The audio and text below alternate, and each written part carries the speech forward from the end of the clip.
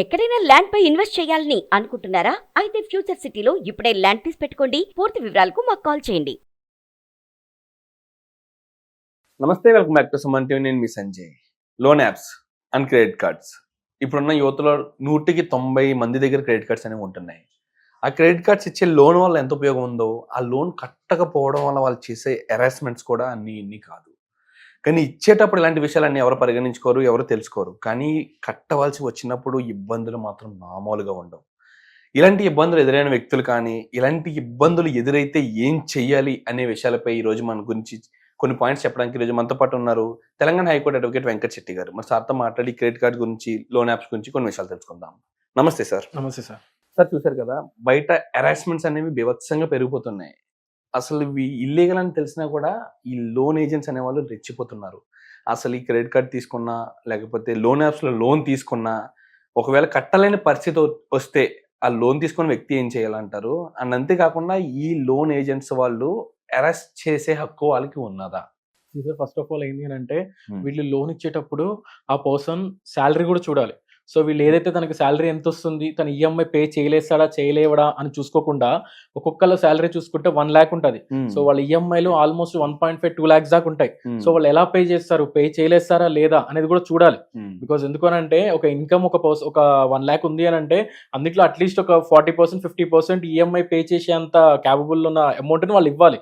So అవేమి ఇవ్వకుండా వీళ్ళు వాళ్ళు ఎంత అమౌంట్ అడిగితే అంత అమౌంట్, లేదా ఈ మధ్యలో ఏదైతే మీడియేటర్స్ ఉంటారో ఆ మీడియేటర్స్ ద్వారా వీళ్ళు ఇంకా అమౌంట్ ఎక్కువ ఇప్పిస్తామని చెప్పి ఆశ పెట్టి వాళ్ళని వీళ్ళకి అమౌంట్ ఇప్పించడం. ఈ అమౌంట్ కూడా మాక్సిమం చాలా మంది ఎలా అంటే, కొన్ని ఫినాన్షియల్ సిచ్యువేషన్స్ వల్ల, ఏదైతే ఫ్యామిలీలో ఫినాన్షియల్ సిచ్యువేషన్స్ వల్ల కొంతమంది తీసుకుంటారు, లేదా కొంచెం హెల్త్ ఇష్యూస్ వల్ల కానీ, లేకపోతే ఇంకేమైనా ఇష్యూస్ ఉంటేనే మనం అమౌంట్ కోసం లోన్స్ అని చెప్పి, లేకపోతే బయట కానీ హ్యాండ్ లోన్స్ కానీ ఇలాంటివి ట్రై చేస్తూ ఉంటాం.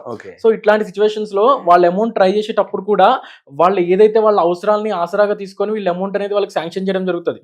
సో ఇక్కడ ఏంది అని అంటే, మనం ఎవరికి కూడా పైసలు ఎగ్గొట్టమని చెప్పి ఎంకరేజ్ చేయట్లేదు. ఇక్కడ ఏంది అని అంటే, నువ్వు అమౌంట్ వాళ్ళకి శాంక్షన్ చేసేటప్పుడు ఆ పర్సన్ పే చేయలేస్తాడా లేదా, ఆ పర్సన్ పే చేసే క్యాపబిలిటీ దానికి ఉందా లేదా, ఇవన్నీ చూడాలి. ఇవన్నీ చూడకుండా వాళ్ళకి టాప్అప్లు ఇచ్చుకుంటూ పోతూ ఉంటారు. సో వాళ్ళ శాలరీలు నేను చెప్పినట్లుగానే ఒక అమౌంట్ అనేది శాలరీలు ఉన్నాయంటే వాళ్ళకి ఇన్కమింగ్ కంటే అవుట్ గోయింగ్ అనేది ఎక్కువ ఉంటుంది.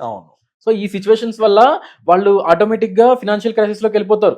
సో ఎప్పుడైతే ఒక సిచ్యువేషన్ ఇంకా బ్యాడ్ అయిన సిచ్యువేషన్స్ లో వాళ్ళు ఎప్పుడైతే ఈఎంఐ పే చేయడం లేట్ అవుతుందో, ఒక 1 month ఈఎంఐ అనేది పే చేయడం లేట్ అవుతుందో, ఆ నెక్స్ట్ డే నుంచి వాళ్ళకి టార్చర్ అనేది స్టార్ట్ అయిపోతుంది. సో ఇందులో కూడా ఏదైతే ఈ రికవరీ ఏజెంట్స్ కానీ, లేకపోతే బ్యాంక్ ఏజెంట్స్ కానీ, వీళ్ళు ఎవరైతే ఉంటారో వీళ్ళలో కూడా బకెట్ సిస్టమ్ ఉంటుంది అనమాట. ఒక 5 bucket సిస్టమ్ ఉంటుంది. ఫస్ట్ బకెట్ లో ఒక రకమైన టార్చర్, అండ్ సెకండ్ బకెట్ లో ఒక రకమైన టార్చర్ అని చెప్పి, సో అది ఏదైతే పెరుగుతా ఉంటే వాళ్ళకి ఆ టార్చర్ ఇంకా ఎక్కువైతా ఉంటది.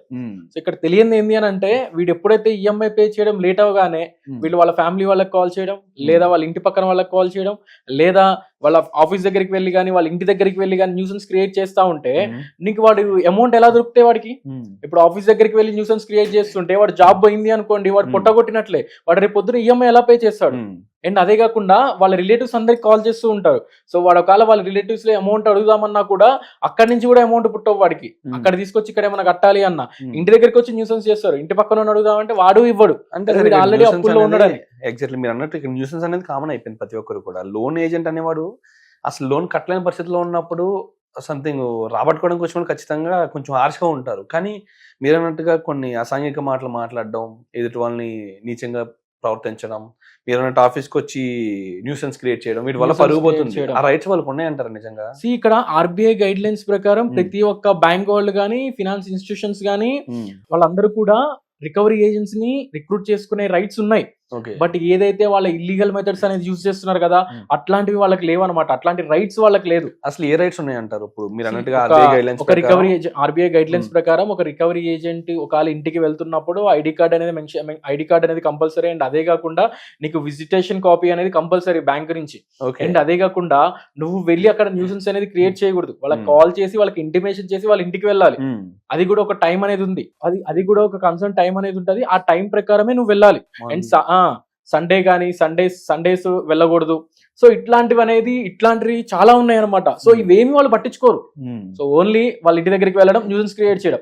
ఆర్బీఐ గైడ్ లైన్స్ ప్రకారం ఎక్కడా కూడా నువ్వు న్యూసెన్స్ చేయని చెప్పి ఎక్కడా లేదు. వాడి కనుక అమౌంట్ పే చేయలేడు, ఈఎంఐ పే చేయలేకపోతున్నాడు, నువ్వు వెళ్ళి అక్కడ న్యూసెన్స్ క్రియేట్ చేయని కానీ, లేకపోతే అక్కడ గలాటా క్రియేట్ చేయమని కానీ, లేకపోతే వాళ్ళని అబ్యూజివ్ లాంగ్వేజ్ తో మాట్లాడమని కానీ, వాట్సాప్ లో టెక్స్ట్లు పెట్టమని కానీ ఎక్కడ లేదు సార్. ఓకే, నువ్వు అమౌంట్ రికవరీ ప్రాసెస్ ఏదైనా కూడా లీగల్ వేలో వెళ్ళాలి.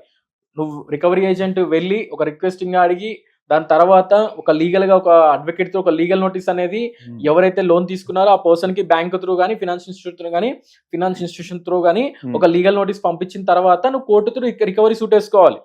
సో ఇవన్నీ ఎవరు ఫాలో అవ్వట్లేదు. ఓన్లీ ఏంది అని అంటే వాళ్ళ ఇంటికి వెళ్ళాలా, కూర్చోవాలా, టార్చర్ పెట్టాలా.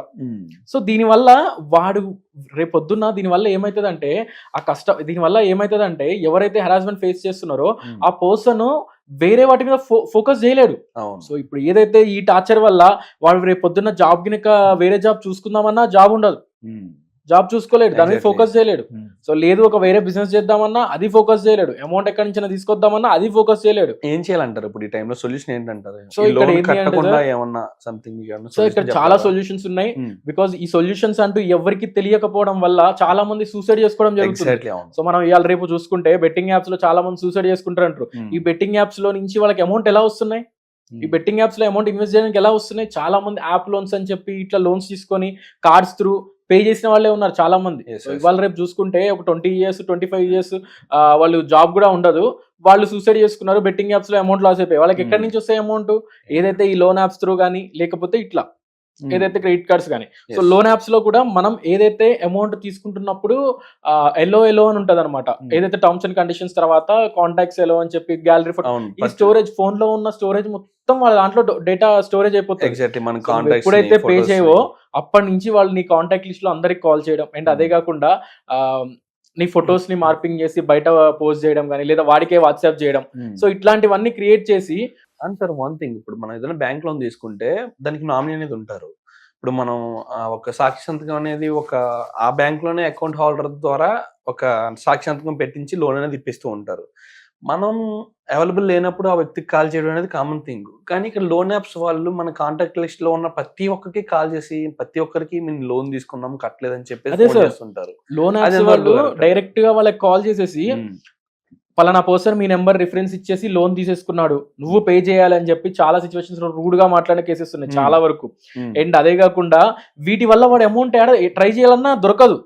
కొన్ని రూరల్ ఏరియాస్ లో అయితే డైరెక్ట్ ఇంటి దగ్గరికి వెళ్ళి మీరు ఇప్పుడు ఈఎంఐ పే చేయలేకపోతే మీకు డైరెక్ట్ పోలీసు వాళ్ళు వచ్చి మనం తీసుకెళ్తారంటారు. బట్ ఇది complete civil nature, A police person involve car. But దీని మీద ప్రాపర్ నాలెడ్జ్ లేకపోవడం వల్ల చాలా మంది ఈ భయంతో ఏదైతే వాళ్ళు హెరాస్మెంట్ చేసే టార్చర్ తో వాళ్ళ ఆ భయంతో సూసైడ్ చేసుకునే కేసెస్ కూడా చాలా ఉన్నాయి. అండ్ అదే కాకుండా కొంతమంది పిచ్చోళ్ళై రోడ్ల మీద తిరుగుతున్నారు, ఏం చేయాలో అర్థం కాక ఎవరికి కనపడకుండా ఫోన్లు స్విచ్ ఆఫ్ చేసుకొని సో భయపడుతూ తిరిగిన వాళ్ళ సిచ్యువేషన్స్ కూడా చాలా ఉన్నాయి. సో వీటన్నిటికీ ఫుల్ స్టాప్ ఏంది అని అంటే మనం అవసరమైతే నియరెస్ట్ పోలీస్ స్టేషన్ కి వెళ్ళి డైరెక్ట్ గా కంప్లైంట్ ఇవ్వచ్చు. అలానా రికవరీ ఏజెంట్స్ నా దగ్గరికి వస్తున్నారు, నేను ఈఎంఐ పే చేయలేకపోతున్నాను, నన్ను వచ్చి టార్చర్ పెడుతున్నారు అని చెప్పి కంప్లైంట్ ఇచ్చుకోవచ్చు. సో అండ్ అదే కాకుండా యాప్ లోన్ వాళ్ళు కూడా చాలా ఫొటోస్ అనేది మార్పింగ్ చేయడం కానీ, లేదు పలానా వాళ్ళకి కాల్ చేయడం కానీ, మన రిఫరెన్స్ నెంబర్లకు కానీ, లేదా మన కాంటాక్ట్ లిస్ట్ లో అందరికి కాల్ చేసి వల్గర్ మెసేజ్లు పెడుతున్నా గానీ ఆ సిచ్యువేషన్స్ లో కూడా మన అవసరం అయితే ఆ పర్సన్ తో డైరెక్ట్ 1930కి సైబర్ క్రైమ్స్ లో కంప్లైంట్ పెట్టినా కూడా వాళ్ళ మీద ప్రాపర్ పనిష్మెంట్ అనేది, వాళ్ళ మీద ఇమీడియట్ యాక్షన్ తీసుకొని ప్రాపర్ పనిష్మెంట్ అనేది ఇవ్వడం జరుగుతుంది. బికాస్ రీసెంట్ గా సిపి గారు డైరెక్ట్ గా చెప్పారు, తెలంగాణ సిపి గారు, ఎవరైనా ఇట్లా రికవరీ ఏజెంట్స్ ఇలా టార్చర్ పెడుతున్నా, ఫొటోస్ మార్పింగ్ చేస్తున్నా, లేదా థర్డ్ పార్టీ ఏజెంట్స్ లేదా వేరే టైప్స్ లో వాళ్ళని హెరాస్మెంట్ చేస్తుంటే, ఎవరైతే ఈ లోన్ ఇచ్చిన పర్సన్స్ ఎవరైనా హెరాస్మెంట్ చేస్తుంటే వాళ్ళ మీద ఇమీడియట్లీగా కంప్లైంట్ అనేది రేజ్ చేయండి, మీ నియరెస్ట్ పోలీస్ స్టేషన్ లో ఇమీడియట్ యాక్షన్ అనేది తీసుకుంటామని చెప్పి. సో ఇక్కడ ఏంది అని అంటే, లేదు అని అంటే మనం అవసరమైతే కోర్టు త్రూ ఒక ఇంజెక్షన్ సూట్ ఫైల్ చేసుకున్నా కూడా కోర్టు నుంచి ఒక టైం అనేది మనకు వస్తుంది. అంటే మన లోన్ కట్టడానికి కొంత కాల పరిమితి అనేది ఇస్తాను, కొంత కాల పరిమితి అనేది వస్తుంది. సో ఇక్కడ మనం ఎక్కడా కూడా పైసలు ఎగ్గొట్టమని ఎవరిని ఎంకరేజ్ చేయట్లేదు సార్. వాళ్ళకి ఏదైతే ఆ రిలీఫ్ అనేది కొంచెం ఇప్పించడానికి, బికాస్ ఒక 1 month, ఒక 1 year 2 years అనేది ఒక టైం అనేది వాళ్ళకి దొరికింది అని అంటే ఆ టైం పీరియడ్ తర్వాత వాళ్ళు అమౌంట్ పే చేస్తారు. ఇక్కడ ఎవరి ఇంటెన్షన్ కూడా ఎవరికి అమౌంట్ ఎగ్గొట్టాలని కాదు.